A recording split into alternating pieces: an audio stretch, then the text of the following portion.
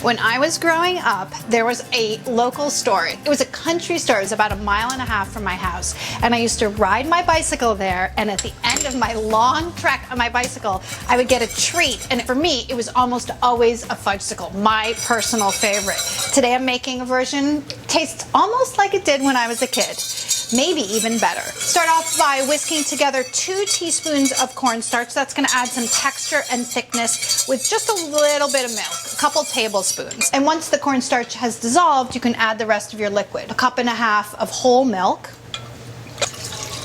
and 1.5 cups of, shh, don't tell anybody, heavy cream. That's what makes it so good. It's okay, it's a treat.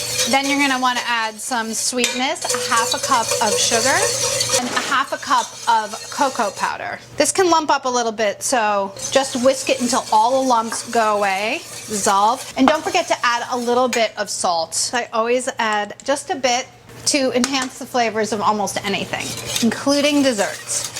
Now all you need to do is bring this to a boil and make sure that you whisk it constantly so that it doesn't scorch on the bottom. And the cornstarch that's in there will thicken it just a little bit, and that'll give it a really great texture when it's frozen. Okay, so be careful, because when the mixture comes to a boil, it could easily boil over. So be super careful about that, because nothing's worse than cleaning boiled milk off of your stove. Add 2 teaspoons of vanilla extract.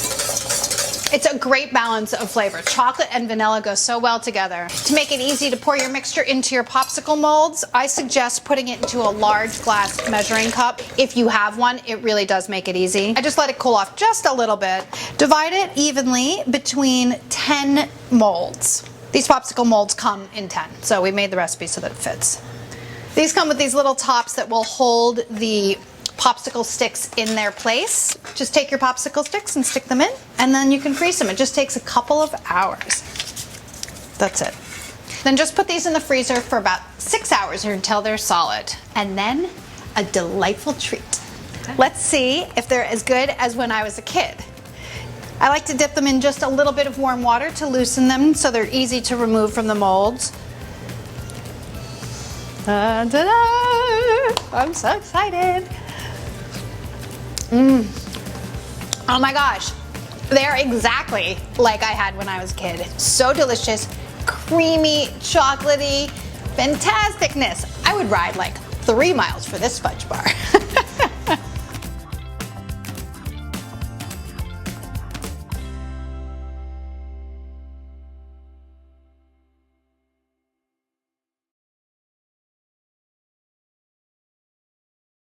Hi guys, thanks for watching this video. Be sure to click here if you want to subscribe, and click over here if you want to continue watching more great videos like this.